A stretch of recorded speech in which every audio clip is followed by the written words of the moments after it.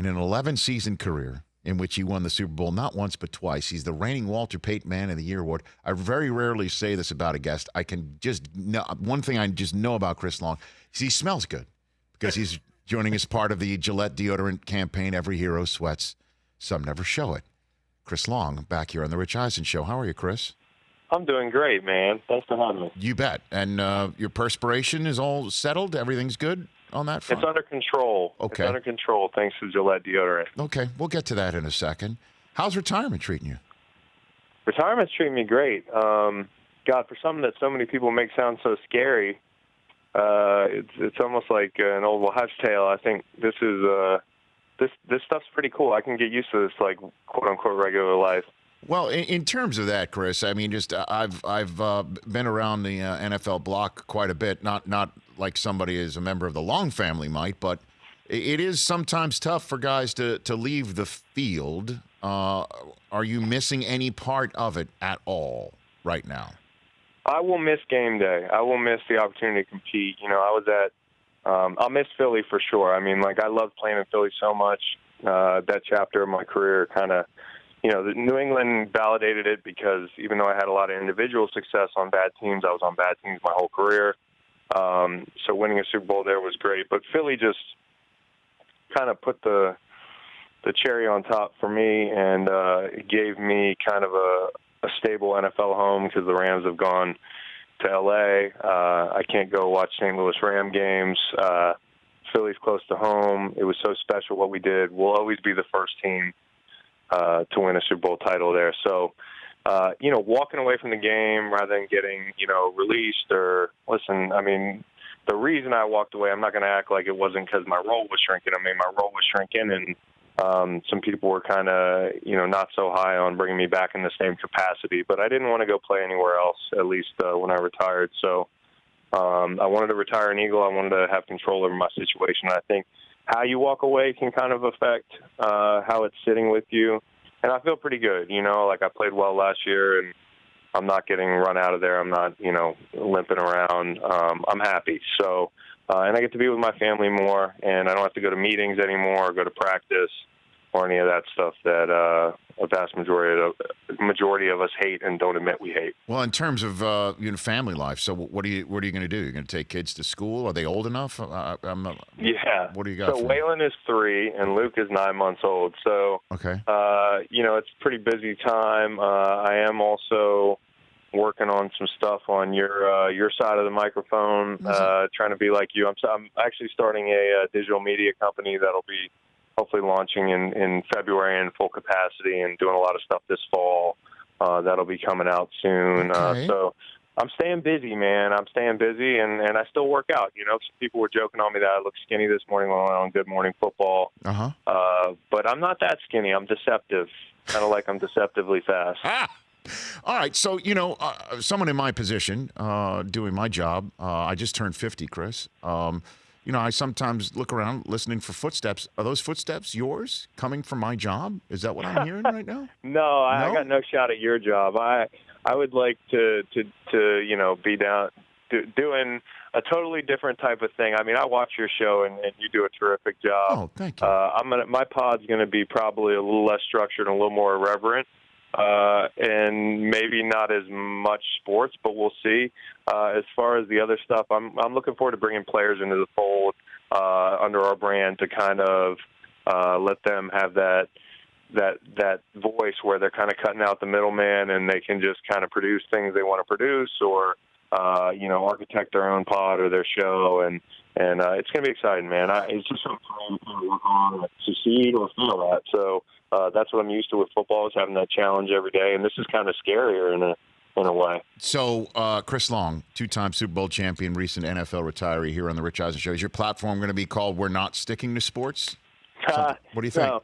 No, I can't tell you the name yet because it's just such a brilliant name. It's the perfect digital network name, and I don't want to give anybody any ideas. Okay. But we won't stick to sports. You know, if anybody knows me, I kind of will answer whatever, for the most part, you throw at me, and I like talking about a whole bunch of different stuff. So we'll have a lot of fun stuff that's not necessarily football-centric or sports-centric, but we'll be showing kind of the other side of athletes, which everybody's doing right now, right? But I think there's some ways we can do it that'll separate us a little bit. All right. So since you're thinking of joining the paparazzi, as we like to say, I'll give you one that everyone's talking about right now. What do you think of Antonio Brown saying he's not going to play, or he doesn't want to play without the helmet that he wants? Chris, what do you think of that? Yeah, well, this is an interesting experiment, maybe, because I've never seen something that everybody ran out of takes on, and like, I'm watching people try to assign a motivation or a reasoning. I think sometimes we have to get good at just saying, I don't know. And I know that's not acceptable in the media because we're going to run this story until he puts his helmet on and takes the field or puts, a helmet that actually will protect his brain on and take the field. But I think a couple things. First off, great players get leeway. This is a lot of leeway. And obviously you heard Mayock. He seems a little bit fed up. But as a teammate, if I were in the locker room, I'd say as long as you're Antonio Brown week one and you're that first ballot Hall of Famer, who, by the way, the success of the Raiders, of Derek Carr, Mayock and Gruden's start, it all hinges on him.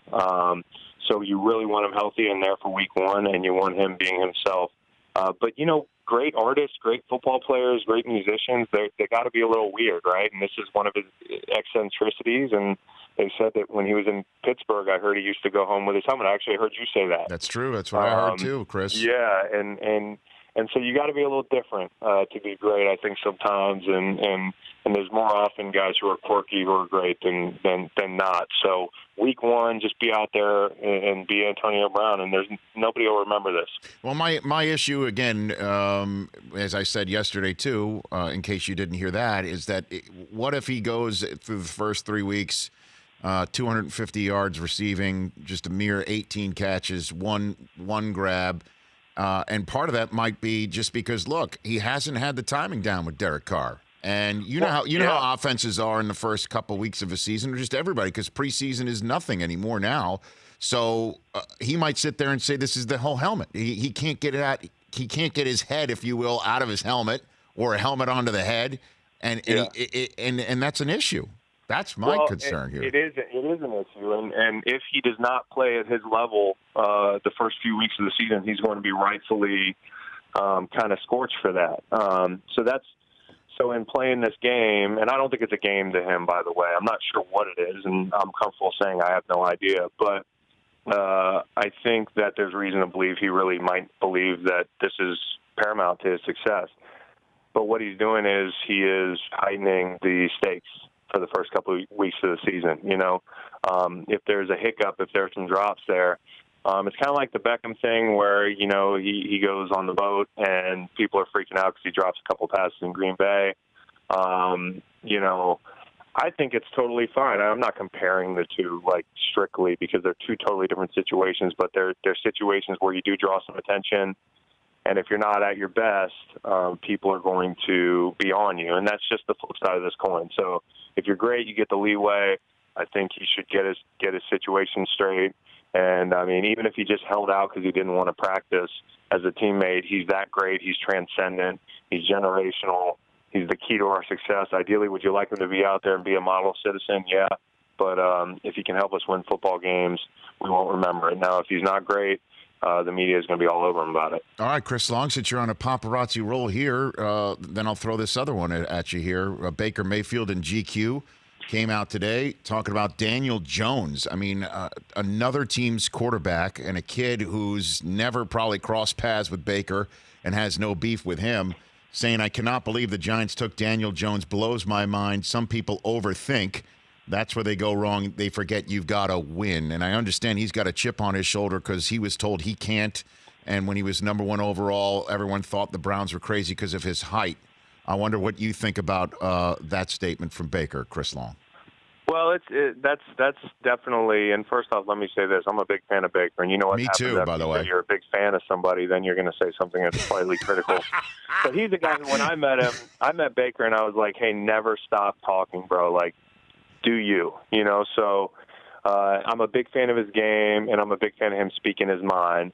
But I think that with that comes the flip side of the coin, which is they're going to see the Giants at some point. Daniel Jones is going to be very motivated.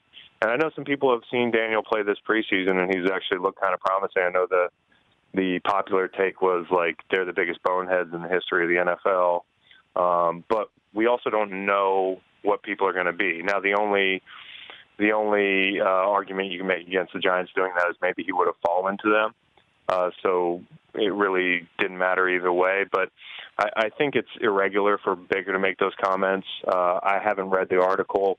I certainly wouldn't make them, but Baker's got to do Baker, and Baker's also got to answer the bell. And he's put himself in a position. I don't know if he's the type of guy that, he wants to talk a little trash. He wants to say brash things to elevate his own game and commitment because, a lot of people will just talk. I used to talk trash in some of my biggest games to ensure that I went out there and I was my best because I had, I didn't want to embarrass myself talk and then not back it up. So I don't know if he's got a kind of that persona going on, but I'm a fan of Baker. I probably wouldn't have said those things, but only Baker can tell you how he's going to handle it when he plays Daniel Jones. Chris, I got to tell you, with these nuanced takes where on occasion you can admit that you don't know or you're conflicted because you like I don't somebody. think I can join the media. You know, no, you've got a place on this show. Other than that, though, I'd stick to sports. Yeah. I don't know how you'd be able to get at. But I mean that's not too shabby. I'll be honest with you. And then let's one last football thing here. Wentz. So many people are just talking now. The Eagles can win it all because Wentz is back, and you have seen this young man at work. You've seen him grow. You've also seen him overcome injuries or have seasons cut short by them. What makes him so good, Chris? Well, I mean, so first off, we all know that to me, I don't know about anybody in Texas, but I think the team to beat is in the NFC East are the Eagles, and I think it hinges on Carson. Just as in Dallas, their chances hinge on Zeke. I mean, Carson's the number one most important person in that building, and they've added so many options offensively from the tight ends with Ertz and even Goddard to Aguilar, Jeffrey, Deshaun. Carson's ability to manage all those great personalities. They're all good guys, but people want the ball, right? So his ability to kind of manage those touches, to be the field general there, and also their ability to commit to the run game. Because a lot of times you look at that roster, it's tantalizing. You're like, oh, we're just going to air raid people and just throw the ball 40 times a game. That tendency can be dangerous. So commitment to the run game, and then Carson's ability to manage all that. And also just not press and be himself, right? Because he's got so many great abilities, and he is an MVP caliber player. We saw it in 17. There's no need to compete with Nick or try to be anybody else. Carson is the man. He's loved in that locker room. I know there was an article about him with some anonymous sources at the end of the year. I thought that was total BS. And anybody who knows Carson knows he's a first-class human being, and he's a leader. And McCown's going to help a lot. So McCown in that quarterback room is going to alleviate some of the pressures on Carson to apply his leadership in that locker room. All right, I lied about the football question. What are you willing to share of what Kyle's telling you about the Bears? A lot of people on that bandwagon too. Well, Kyle doesn't tell me anything about the Bears other than he's like, I feel pretty good. I feel like myself again. I know it's been a couple tough years for him, and I've been through that with the injuries and people write you off. And Kyle's an immensely talented guy who's worked hard to get back to where he is physically. And I think that if the Bears can find a way to develop Mitch Trubisky and keep him moving up, they're going to be right back where they were. I know that they're worried about the departure of the coordinator because of how good they were last year, but they also, with Fangio, weren't great at times. So, you got to take credit for the mediocre and with the great. So I think that Pagano is a guy that can come in there and hopefully not disrupt the flow of that defense too much and help them pick up right where they left off. Man, the defense is scary. Their offensive line is solid. And offensively, it just kind of hinges on Trubisky. I mean, I know you'd like to complicate it, but he's got to play well, and he can't be a bottom half quarterback and them have a chance to win the Super Bowl. He's got to really kind of catapult his progression into that upper echelon of quarterbacks, and I think he has the ability to do that. And I really like their coach. So tell me about this Gillette deodorant Every Hero Sweats, Some Never Show It campaign, Chris. What's the scoop here?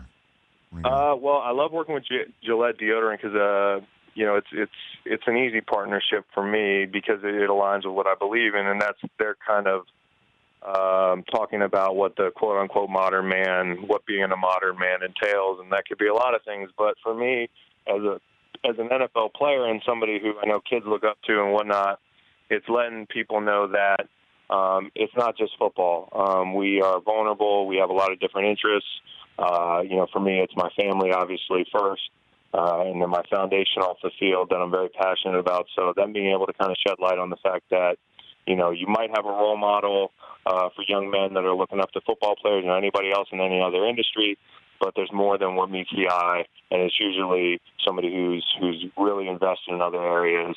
And it was cool. We shot the ad at the Boys and Girls Club in Charlottesville, where we do a lot of work, and then also at UVA, where I got my start. Actually, Rich, the last day before they tore down U-Haul, Ralph Sampson's house, I was out there on the field, and we shot with that in the background, so it was pretty cool. I don't think it got in the ad, but it's long gone now. But you got the video, no doubt about it. And waterboys.org still going quite strong. That was part of the foundation as to why you were named, and you are the reigning Walter Payton Man of the Year award winner. What's the scoop, the latest on that, Chris? Well, yeah, that stuff, thanks for asking. That stuff I'm really excited about because I was super concerned that if I retired, I had a lot left on the table, not only football-wise, but like we had a lot left on the table with this foundational stuff. And for me, the biggest get was finding an active captain for our water boys team, because when you're old and washed up, you can't really get on the phone and be like, you can call young players and try to recruit them because they're like, wait, who the hell are you? Myles Garrett stepped up, and he's kind of taken the torch as the active captain. I'll continue to run our Conquering Chile, our Kilimanjaro hike with our retired players, engagement with retired players, and Miles will take the baton here for the next, hopefully, 10 to 15 years. Because I think he's that good. I think he's going to play a long time, and he's going to have an opportunity to get fitted for a gold jacket. The guy is immensely talented. If he continues to develop, he's going to be a household name for a long time. He's a great, great kid. That's awesome, man. Look, you always have a platform with anything that I do, Chris Long. Anytime you want, I'm more than happy to be part of the waterboys.org team in any way, anything you do. Thanks, man. I appreciate you. I'm a big... And before I go, I want to say I just learned you were a Jets fan. I grew up a Jets fan, yes, Chris Long. I think they got a chance to be really good. I want to shout out Joe Douglas. Okay, yeah, because I want to shout out Joe Douglas. All I think if they can get through that first half of the schedule, they have a chance to be a surprise team, winning 9 or 10 games and maybe sneaking in. Man, but they got to get through the first 8 games, as you've probably seen on this schedule. Sure. Look at you. I mean, you are really good at this analyzing thing. I'm thinking the guy in my profession that's hearing the largest footsteps from Chris Long is named Howie. Howie Long. No, I don't have a flat top that's made for TV like that. So, yeah, that's my last one for you, Chris, before I send you into like all these things that are open to you. The world's open to you. What about Broken Arrow 2? What about I love that? it. What do you think of that? Like Firestorm and Broken Arrow, I thought were timeless masterpieces and are pretty unappreciated in the cinematic arena. Come on. And so, and also I've been motivated because I've seen my dad gets these royalty checks all the time from Firestorm and stuff. Yeah. And so I need that money now. I need that. I need those royalty checks to come in. I'd love to do a Broken Arrow reboot. That'd be great. Yeah, I'm telling you, man, while your dad sleeps, those checks from Firestorm because someone from Croatia watched it on DVD comes in. From Croatia. Those add up, man. Those add up. Yeah. Those They add do up. add up. My only request is I don't get kicked off of a moving train by Christian Slater like my dad did. He went out like a total punk. He got kicked out of the train and down into a gully. I thought that was totally beneath him. But you got to do what you got to do. Chris, you do have to do what you have to do. At Joel91 on Twitter, at La Flama Blanca 95 on Instagram. I'm going to keep calling you, Chris, and come back on and Gillette's deodorant again. New campaign. Every hero sweats. Some never show it. Check it all out. Certainly on Chris's social media feed. You take care of yourself, brother. Love it. Thanks, Rich. Right back at you. It's Chris Long here on The Rich Eisen Show. For more of The Rich Eisen Show, tune to Audience Channel 239 on DirecTV for free on BR Live or download The Rich Eisen Show app.